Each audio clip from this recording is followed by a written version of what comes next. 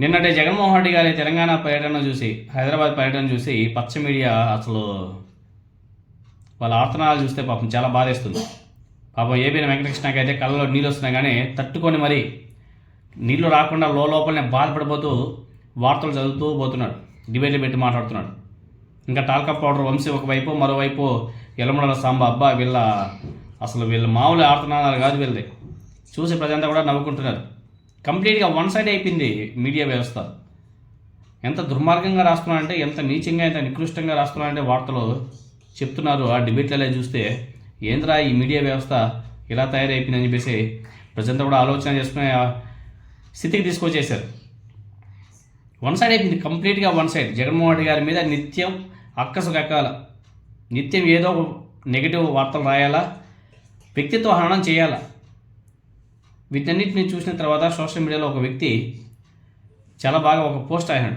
ఇప్పుడు జగన్మోహన్ రెడ్డి గారి కేసుకు సంబంధించి, ఆనాడు చంద్రబాబు నాయుడు గారు ఆయన కేసుకు సంబంధించి ఏ విధంగా ఉన్నాడు, వాటికి సంబంధించి కూడా చాలా బాగా రాశారు. పొద్దున్న లేచింది జగన్మోహన్ రెడ్డి గారి మీద పడి ఏడ్చే ఈ మీడియా వ్యవస్థ.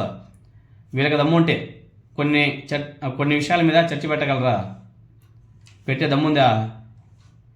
జగన్మోహన్ రెడ్డి గారు కాంగ్రెస్ పార్టీని వీడినప్పుడు అప్పుడు కాంగ్రెస్ మంత్రి శంకర్రావు గారు జగన్ అక్రమాస్తుల మీద విచారణ జరపాలని చెప్పేసి సిబిఐకి ఒకే ఒక లేఖ రాస్తే జగన్ మీద ఏళ్ల తరబడి విచారణ జరిపి 16 నెలల పాటు జైల్లో పెట్టారు కదా.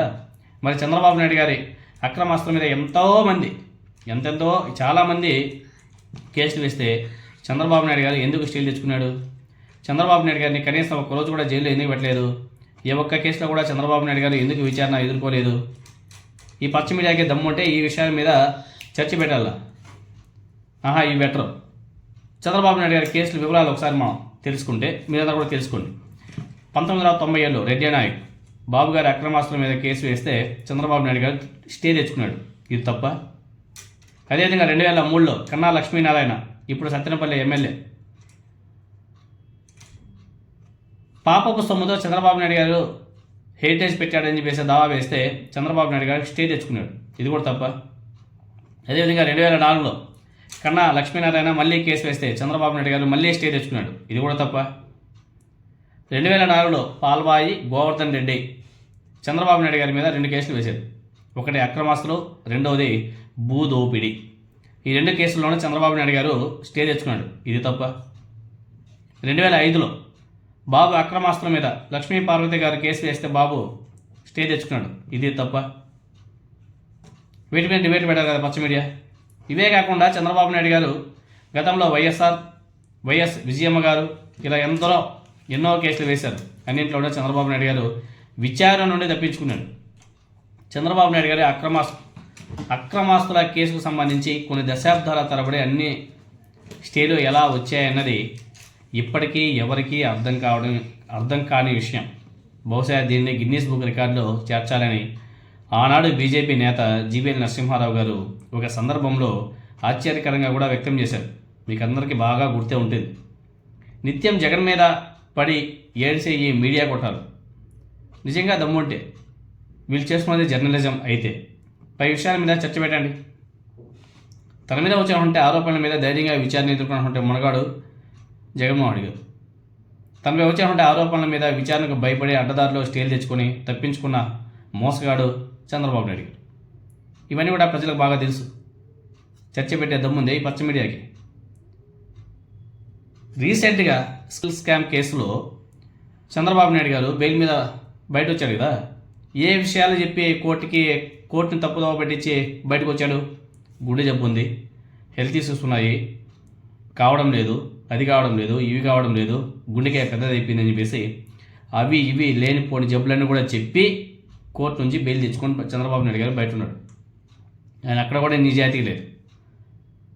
ఇప్పుడు గత జగన్మోహన్ గారు ముఖ్యమంత్రిగా ఉన్నప్పుడు చంద్రబాబు నాయుడు గారి మీద బోల్డెన్ కేసులు ఉన్నాయి. అన్నింటిలోనే బెయిల్ తెచ్చుకున్నాడు. విచారణ ఎందుకు ఎదుర్కోలే? వీటి మీద చర్చ పెట్టాలి కదా ఈ పచ్చ మీడియా. వీటి మీద పెట్టరు. మాట్లాడితే జగన్. చంద్రబాబు నాయుడు గారు ఏమన్నా సచ్చీలుడా? జగన్మోహన్ రెడ్డి గారి కన్నా చంద్రబాబు నాయుడు గారి మీద బీభత్సమైనటువంటి కేసులు ఉన్నాయి. సంఖ్య చాలా ఎక్కువగా ఉంటాయి. జగన్మోహన్ రెడ్డి గారు దమ్మున మొనగాడిగా ఆయన ఎదుర్కొంటున్నాడు. నా కేసులను ఇంకా తొందరగా విచారణ చేసి క్లియర్ చేయండి అని చెప్పేసి ఆయన మాట అడుగుతున్నాడు. చంద్రబాబు నాయుడు గారు ఆ విధంగా అడుగుతాడా? చంద్రబాబు నాయుడు గారికి మీద ఉన్నటువంటి కేసుల మీద ఆ విధంగా అడిగే దమ్ము ఉందే? అన్ని బెయిల్ రద్దు చేయమని చెప్పండి, అన్నింటిలోనే విచారణ ఎదుర్కోమని చెప్పండి చంద్రబాబు నాయుడు గారిని. ఎందుకు మరి బెయిల్ స్టేలు ఎందుకు? స్టేలు తెచ్చుకోవడం, బెయిల్ తెచ్చుకోవడం అంటే దాని మీనింగ్ ఏంటి? అంటే చంద్రబాబు నాయుడు గారికి ఒక లెక్క, జగన్మోహన్ రెడ్డి గారికి ఒక లెక్క. రాజకీయాల్లో ఉన్నప్పుడు ప్రతి ఒక్కరి నాయకుడి మీద కేసులు అనేది కామన్గా ఉంటాయి, కానీ ఎదుర్కొనే దమ్ము ఒక రాజకీయ నాయకుడు మాత్రం వ్యక్తిత్వ హననం చేయడం, ఇంకొక రాజకీయ నాయకుడు మాత్రం ఆయన ఏది తప్పు చేయనట్టుగా వార్తల్లో రాయడం, చూపించడం ఎంతవరకు సమంజసం? అంటే ప్రజలను మభ్యపెట్టాలని చెప్పేసి ఇవేవి కూడా ప్రజలకు తెలియనివ్వకుండా చేయడానికి ఈ పచ్చ మీడియా జగన్మోహన్ రెడ్డి గారి మీద వ్యక్తిత్వ హననం చేస్తూనే ఉంది. ఎందుకంటే బాగా ప్రజల్లోకి తొయ్యాలి కదా. ఇంతకు మించి అంటే నీచమైన జర్నలిజం ఏ రాష్ట్రంలోనో ఏ దేశంలోనో ఉండదేమో. అంత నీచంగా, అంత వరస్ట్గా తయారైపోయింది మన తెలుగు రాష్ట్రాల్లో ఈ పచ్చ మీడియా జర్నలిజం.